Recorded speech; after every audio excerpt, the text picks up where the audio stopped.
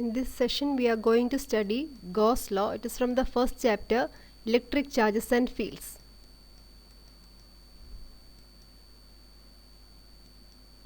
Now let us study Gauss law. Gauss law states that electric flux through a closed surface is 1 by epsilon 0 times the net charge enclosed by the surface.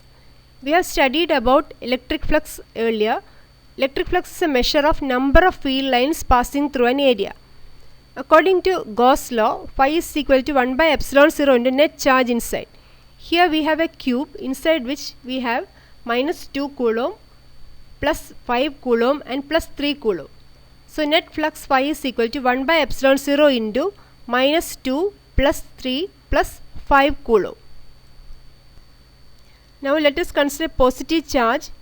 P is a point at a distance r from the charge. Electric field at P E is equal to 1 by 4 pi epsilon 0 into Q by R square. Now let us consider closed surface through P. ds is a small area around P.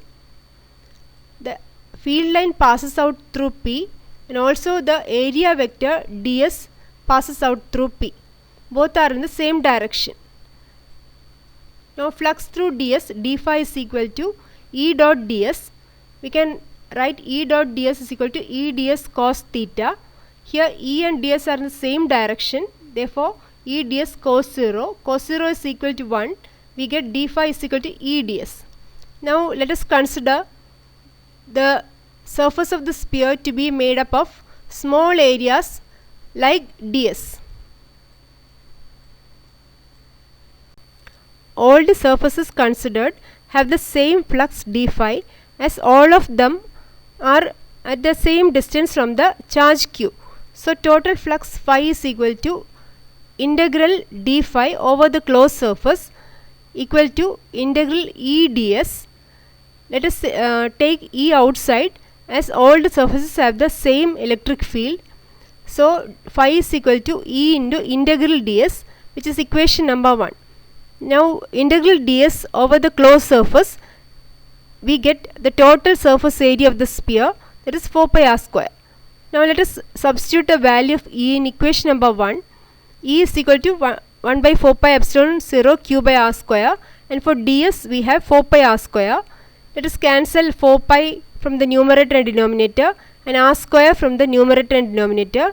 Now we have phi is equal to q by epsilon 0, which is Gauss law. Now let us consider some important points when we use Gauss law. Gauss law is true for any closed surface, no matter what is the shape of the surface. That's the first point. Second point is Q is the sum of the charge inside the closed surface, and the charges can be anywhere inside the closed surface. The third point is the surface that we choose for the application of Gauss law is called Gaussian surface.